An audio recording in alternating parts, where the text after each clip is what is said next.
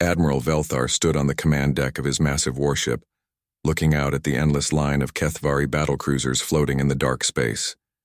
800 ships stretched as far as his eyes could see. Each ship was bigger than a city and carried enough weapons to destroy entire planets. This was the most powerful war fleet in the galaxy, and today they would crush another weak species. The bridge hummed with quiet activity as his officers worked at their stations. Green. Lights blinked on control panels while holographic displays showed maps of human space. Everything looked perfect. Everything was ready. "Admiral, the intelligence report is complete," said Commander Nixval, his second-in-command. She walked over with a datapad in her clawed hands. "The humans are exactly what we expected. Primitive weapons, basic shields, simple metal ships. They barely have faster-than-light travel." Velthar's mandibles clicked together in what passed for a smile among his people. "How many ships do they have?" "Maybe 2,000 total, sir. Most are tiny patrol craft. Their biggest warships are less than 1 kilometer long. Our smallest destroyer could handle 10 of their best ships." This was excellent news. Velthar had conquered 47 different alien species in his long career. He knew the pattern. Well, first came the scouts gathering information. Then the main fleet would arrive and demand surrender. Most species gave up without a fight when they saw the size of the Kethvari armada. Those who fought back were crushed quickly. "What about their defenses around their home planet?" Velthar asked. "Earth has some orbital weapons platforms, but they use old kinetic cannons. Bullets and missiles, Admiral. Nothing that can penetrate our shields." Commander Nixval shook her head. "Their technology is centuries behind ours." Velthar walked to the tactical display showing the human solar system. Earth hung there like a blue marble, surrounded by small defensive stations. The other planets looked empty except for a few mining colonies. It would be simple to take control of everything within a few days. "Sir, we're receiving transmissions from human ships in the outer colonies," reported the communications officer. "They're broadcasting evacuation orders. Some settlements are already abandoning their bases." "Good," Velthar said. "Fear makes them easier to control later." The Admiral moved to his command chair, a throne-like seat that gave him a view of the entire bridge. His officers worked efficiently around him, checking weapon systems and shield generators. The Kethvari were masters of space warfare. They had turned conquest into an exact science. "Admiral, should we send them a surrender demand?" asked Commander Nixval. "Not yet. Let them worry for a while longer. Fear weakens their resolve." Velthar had learned this lesson from many previous invasions. "Besides, I want to see what kind of resistance they can offer. It might be amusing." The tactical officer looked up from his station. "Sir, our long-range sensors are picking up human ship movements. Small patrol groups are moving toward our position." "How many ships?" "Perhaps 50 total, sir. Light cruisers and destroyers. They're maintaining formation but keeping their distance." Velthar almost laughed. 50 ships against 800. The humans were either incredibly brave or incredibly stupid. Probably both. "Let them come closer. I want them to see the full size of our fleet before we destroy them." The minutes passed slowly as the human ships approached. On the main display, Velthar could see the small dots of light representing enemy vessels. They looked like insects flying toward a forest fire. "Admiral, we're intercepting more human communications," the communications officer announced. "They're calling for help from their home fleet. The messages sound desperate." "What kind of help can they expect?" Velthar asked. "Do they have hidden reinforcements?" Commander Nixval checked her datapad again. "Intelligence shows no major fleet concentrations anywhere in human space. Most of their ships are scattered across different star systems. Even if they gathered everything together, they couldn't match our firepower." This was exactly what Velthar expected. Primitive species always made the same mistakes. They spread their forces too thin and never built enough ships. The Kethvari had learned long ago that overwhelming force was the key to quick victory. "Sir, the human patrol ships are still approaching," reported the tactical officer. "They're now within weapons range of our forward scouts." "Do not fire yet," Velthar ordered. "Let them come closer." I want them to feel the weight of our presence. The Admiral studied the tactical display carefully. The human ships were small, but they maintained good formation. Their pilots seemed disciplined. That was unusual for a primitive species. Most young civilizations panicked when they faced the Kethvari armada. Admiral, long-range sensors are detecting some unusual energy readings from the inner solar system, the sensor operator reported. Something large is moving behind one of the outer planets. Define large, Velthar said. Difficult to determine at this range, sir. The readings are strange, not matching any known ship signatures in our database. Velthar waved dismissively. Probably some kind of industrial facility or space station. Humans use primitive fusion reactors that create unusual signatures. The bridge fell quiet except for the soft humming of equipment. The moment of battle was approaching, and everyone could feel the tension building. Captain Lee Suho gripped the armrests of his command chair as the alien fleet filled his ship's main screen. The Kethvari vessels looked like floating cities, made of dark metal and glowing lights. Each one was at least 5 times bigger than his patrol cruiser. There were so many ships that they blocked out the stars behind them. Sir, they're not responding to our communication attempts, reported his communications officer, a young woman named Park Jimin. Her voice stayed calm, but Lee could see the worry in her eyes. Keep trying, Lee ordered. Use all standard first contact protocols. Lee had been a ship captain for 15 years, but he had never seen anything like this. The alien ships moved with perfect coordination, like parts of a giant machine. Their weapons were already powered up and pointed at his small fleet of 50 human vessels. Captain, we're receiving new orders from Earth Command, said Lieutenant Kim Tae-woo from the tactical station. He looked pale as he read the message. We're to engage the alien scouts and then retreat according to Plan 7. Plan 7. Lee knew that code well. It meant they were supposed to put up a fight but make it look like they were losing badly. The whole thing was supposed to appear desperate and weak. Lee didn't like the idea of running away, but orders were orders. All ships, this is Captain Lee. He broadcast to his small fleet. Prepare to engage the enemy forward scouts. Remember, your training and follow the plan exactly. The human ships moved into attack formation. Lee's cruiser led the way, followed by destroyers and frigates. They were good ships with brave crews, but they looked tiny compared to the alien vessels approaching them. Enemy scouts are 2 minutes out, reported the tactical officer. 6 ships, each one 3 times our size. Fire when ready, Lee commanded. The space around them lit up with weapons fire. Human ships launched missiles and fired their kinetic cannons. The projectiles streaked across the darkness toward the alien scouts.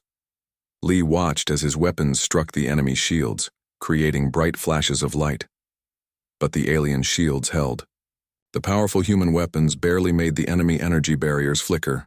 Sir, our weapons are having no effect, Kim Tae-woo reported. Their shields are absorbing everything we throw at them. Keep firing, Lee ordered. Make it look real. Alien scouts returned fire with energy beams that cut through space like deadly lightning. One beam struck a human destroyer, and Lee watched in horror as the ship's shields collapsed instantly. The destroyer exploded in a ball of fire and metal.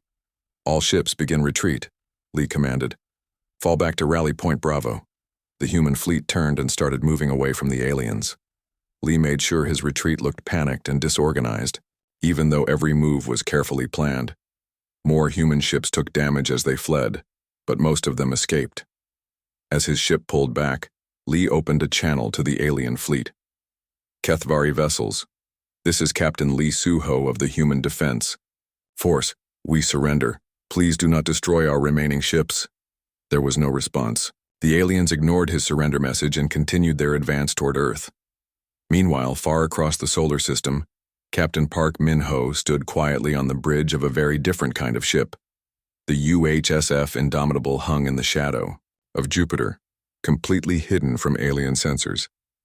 The massive Dreadnought was 3 kilometers long and packed with technology that no other species in the galaxy possessed. Captain, we're receiving reports from the engagement, said his tactical officer, Commander Han So-young. Captain Lee's fleet performed perfectly. The aliens believe they're facing primitive weapons. Min-ho nodded as he studied the tactical displays showing the alien fleet's movement. How long until they reach the inner system? Approximately 18 hours at their current speed, sir. Good. That gives us time to prepare. Min-Ho walked to the large viewport that showed Jupiter's swirling storms. Are all systems ready? Yes, sir. Han So-young replied. The gravitational distortion drives are online. Quantum beam arrays are charged. Point defense grids are active. All weapon systems are operating at full capacity. Min-Ho smiled slightly. The aliens had no idea what they were about to face. While other species had spent thousands of years fighting with energy weapons and plasma cannons, humans had taken a different path. They had pushed the boundaries of physics itself, creating weapons that worked with the fundamental forces of the universe. Sir, the alien fleet is broadcasting surrender demands to Earth, reported the communications officer. They're demanding complete submission within 12 hours. Let them make their demands, Min-Ho said calmly. Soon they'll learn that humans don't surrender. The captain looked at his crew working at their stations. These men and women represented the best of human science and military training. They had spent years preparing for this moment, knowing that first contact with hostile aliens was always possible. Commander Han, begin final preparations, Min-Ho ordered. Check all systems one more time. When we reveal ourselves to the aliens, everything must work perfectly. Yes, sir, she replied. Sir, are you concerned about facing such a large enemy fleet? Min-Ho looked out at Jupiter's massive form. No, Commander. I'm concerned about what will happen to them when they realize what humans are really capable of. The Dreadnought continued its silent wait in the darkness, preparing to change the course of galactic history. The Kethvari fleet moved through the human solar system like a dark cloud of death. Admiral Velthar watched from his command bridge, as his ship spread out in perfect attack formation. Earth hung in the distance like a small blue dot, unprotected and helpless. Admiral, we're detecting massive energy readings from the outer planets, his sensor operator suddenly announced. The alien's voice cracked with surprise. Something very large is moving behind the gas giant. Velthar turned to look at the tactical display. Define large. Sir, the energy signature it's enormous. Bigger than anything we've seen before. Before Velthar could respond, space itself seemed to shift near Jupiter. The massive planet's shadow began to move, and something impossible emerged from behind it. A ship longer than 3 of Velthar's biggest vessels combined slowly came into view. The human Dreadnought was like nothing in the Kethvari database. Its hull gleamed with strange metals that seemed to bend light around them. Energy patterns flowed across its surface like living things. Weapon ports lined its sides, in perfect rows, and each one was larger than the main guns on Kethvari destroyers. Impossible, whispered Commander Nixaval. Our intelligence said humans only had small ships. The tactical display showed the truth that made Velthar's blood run cold. The human vessel was generating more power than his entire fleet combined. Energy readings were so high that the sensors could barely measure them. Sir, incoming communication from the human ship, reported the communications officer. Put it on screen, Velthar ordered. The main display flickered and showed the bridge of the human Dreadnought. A calm-looking human male in a dark blue uniform stood at the center. His name appeared on the screen. Captain Park Min-Ho. Kethvari Fleet, the human said in a steady voice. You have entered human space with hostile intent. You have one opportunity to withdraw peacefully. Leave now and no harm will come to you. Velthar stared at the human captain. This primitive species was threatening him who had conquered 47 worlds. The insult was too much to bear. Human captain, Velthar snarled. You face the might of 800 Kethvari warships. Surrender immediately or we will destroy your pathetic vessel. The human captain's expression didn't change.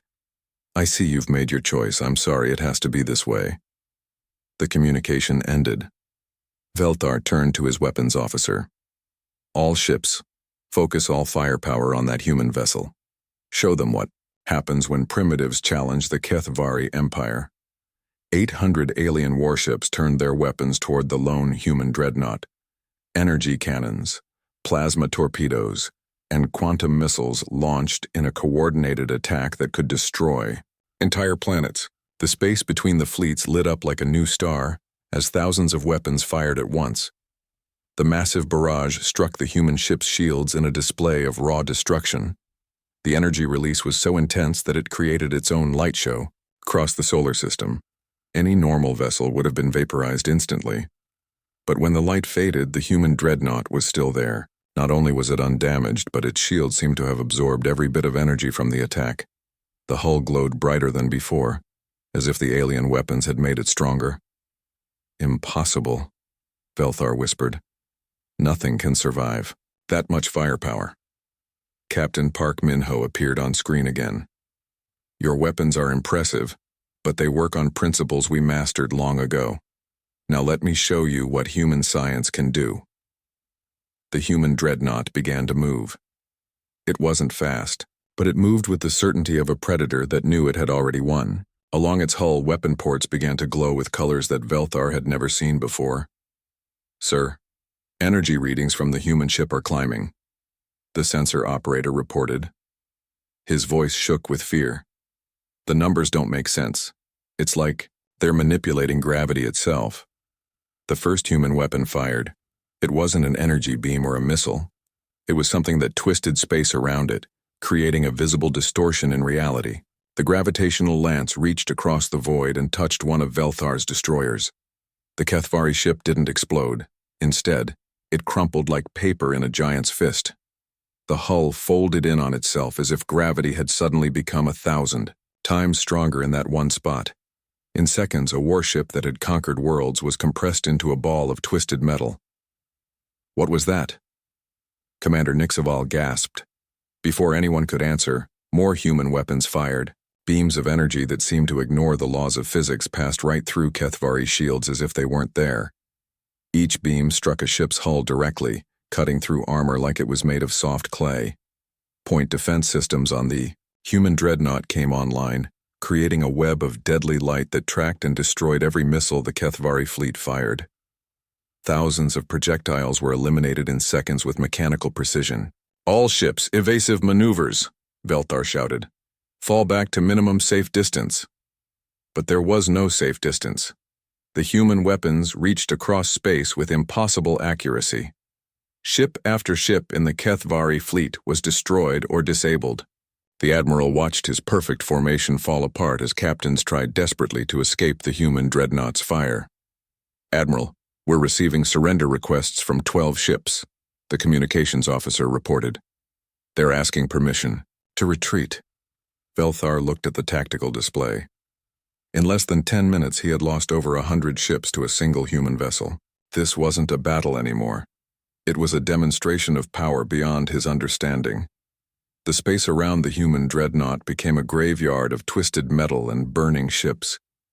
Admiral Velthar watched in horror as his mighty fleet fell apart under the impossible weapons of a single human vessel. Ships that had conquered entire star systems were being destroyed like toys. "Sir, we've lost 200 vessels in the last 15 minutes, Commander Nixval reported. Her voice shook as she read the casualty reports. "The humans aren't just winning. They're destroying us without taking any damage." Velthar gripped his command chair so hard his claws left marks in the metal. "How is this possible?" "Our intelligence said they were primitive." On the main screen, the human Dreadnought moved through his fleet like death itself. Its weapons fired in perfect sequence, each shot precisely aimed at weak points in Kethvari ship designs. The alien admiral realized with growing terror that the humans knew exactly how to kill his vessels most efficiently. Another gravitational lance fired from the human ship.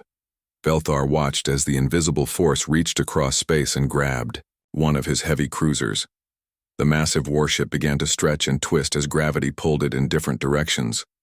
Metal screamed, and hull plates tore apart until the ship collapsed into a dense ball of wreckage. "Admiral, the humans are using weapons we don't understand," his science officer called out.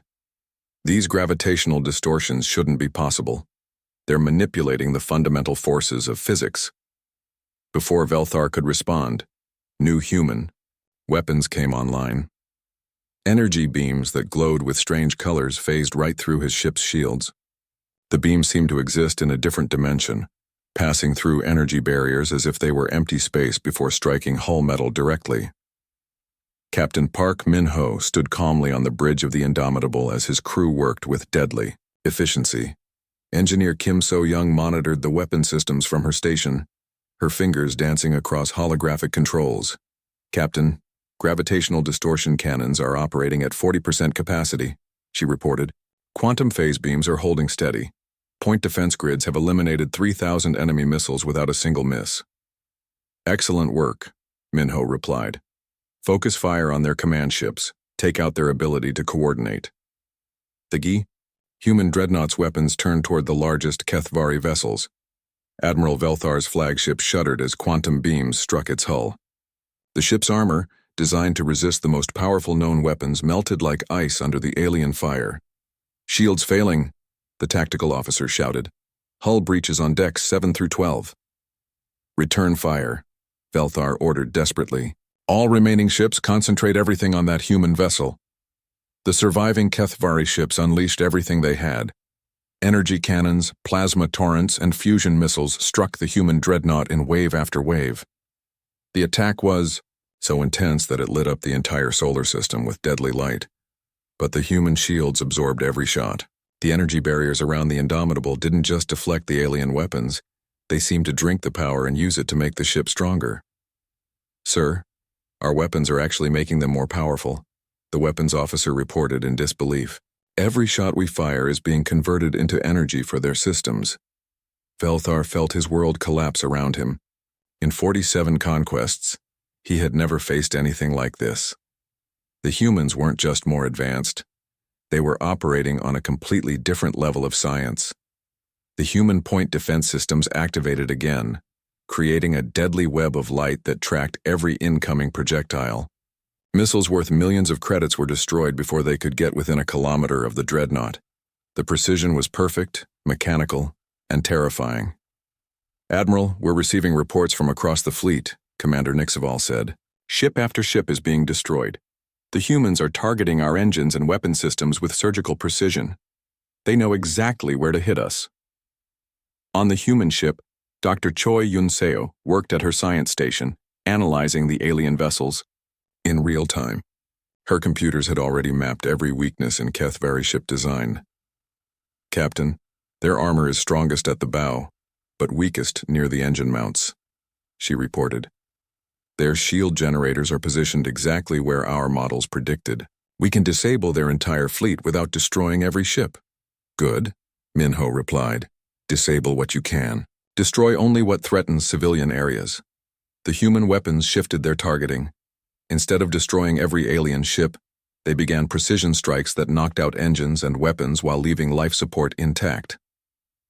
Kethvari vessels found themselves floating helplessly in space, unable to fight or flee. Admiral Velthar realized what was happening.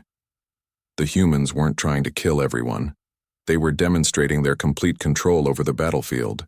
They could destroy his entire fleet whenever they wanted, but they were choosing to show mercy. "Sir, we're receiving surrender offers from 30 ships," the communications officer reported. "They're requesting permission to withdraw." Velthar looked at his tactical display. Over half his fleet was gone. The rest were damaged and scattered. His perfect formation had become a field of debris and disabled ships. "Admiral, what are your orders?" Commander Nixval asked. Velthar stared at the human dreadnought on his screen. The massive ship continued its methodical destruction of his forces, each shot calculated and precise. He finally understood that this wasn't a battle between equals. This was a lesson being taught to a student who had been too arrogant to learn. "Send a galaxy-wide broadcast," he ordered quietly. "Warn everyone about human capabilities.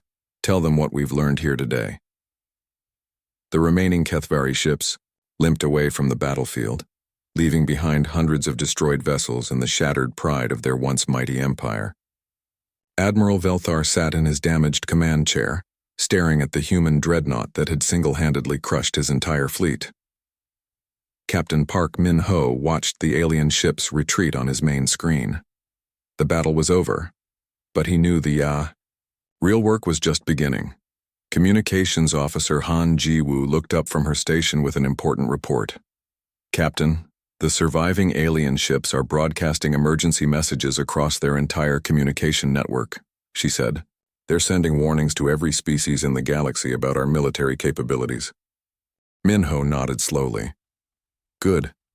It's time the galaxy understood what humanity really is. The captain walked to the large viewport that showed the debris field where the alien fleet had been. Twisted metal and burning ships floated in the darkness, like monuments to their defeat. But Minho felt no joy in the destruction. This had been necessary, but it was not something to celebrate. Sir, we're receiving communication requests from dozens of alien governments, Han Jiwoo continued. Everyone wants to know if the Kethvari reports are true? Tell them the truth, Minho replied. But make sure they understand we only fight when attacked first. Dr. Choi Yun-seo approached the captain from her science station. She was the chief scientist aboard the Indomitable and one of the brilliant minds who had made this victory possible. Captain, the gravitational resonance experiments performed exactly as our models predicted, she reported with quiet satisfaction. We've proven that human theoretical physics has advanced far beyond anything else in the known galaxy. Minho turned to face his science officer. How far beyond? Conservative estimates suggest we're at least 500 years ahead of the most advanced alien species, Dr. Choi explained. While they've been fighting wars with energy weapons and plasma cannons, we've been unlocking the secrets of reality itself. The truth was something that would shock the entire galaxy. For over 2 centuries, humanity had been preparing for the day when they would meet other intelligent species. But instead of building bigger guns and thicker armor like everyone else, human scientists had taken a completely different path. They had studied the fundamental forces that held the universe together: gravity, quantum mechanics, space-time itself. While alien civilizations had focused on making their weapons more powerful, humans had learned to control the very fabric of reality. The aliens still think in terms of energy output and shield strength, Dr. Choi continued. They don't understand that we've moved beyond those concepts entirely. Our weapons don't fight their defenses. They simply ignore them. Engineer Kim So-young joined the conversation from her workstation. Captain, the gravitational distortion drives are still operating perfectly. We could engage another fleet twice that size without any problems.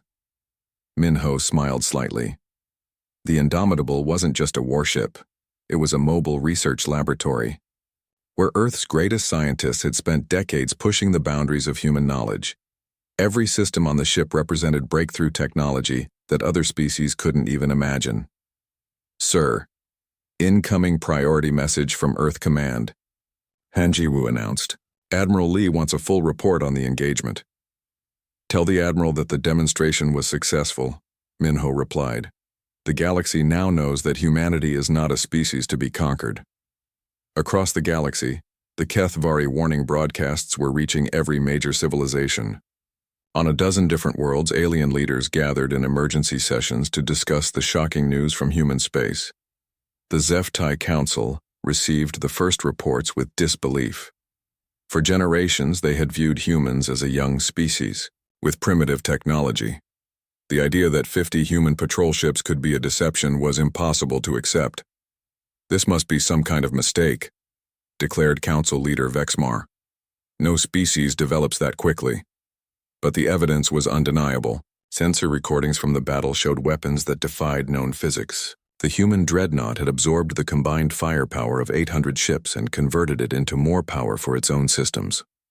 On the Iridian homeworld, military commanders studied tactical reports with growing alarm. The humans hadn't just won a battle. They had demonstrated complete mastery over forces that other species barely understood. If these reports are accurate, then we need to completely revise our understanding of human capabilities, said General Krixval. They're not just more advanced than we thought. They're more advanced than anyone in the galaxy. Back on the Indomitable, Captain Minho received updates from Earth about the galactic reaction to their victory. Some species were demanding more information about human technology. Others were offering immediate peace treaties and trade agreements. Captain, the Hegemony Council wants to meet with Earth representatives, Han Jiwoo reported. They're offering us a seat on the Galactic Security Committee. Minho almost laughed. Yesterday, the galaxy had viewed humanity as primitives who could be easily conquered. Today, they were offering positions of power and respect. Tell them we'll consider their offers, he said, but make it clear that humanity makes its own decisions. We won't be anyone's junior partner. Dr. Choi looked up from her calculations. Captain, I estimate it will take the most advanced alien species at least 200 years to develop weapons that could threaten us. By that time, we'll be even further ahead. Minho nodded as he looked out at the stars. The galaxy was about to learn a hard lesson about underestimating the quiet species from a small blue planet. Humanity had been preparing for this moment for centuries, and they were ready for whatever came next.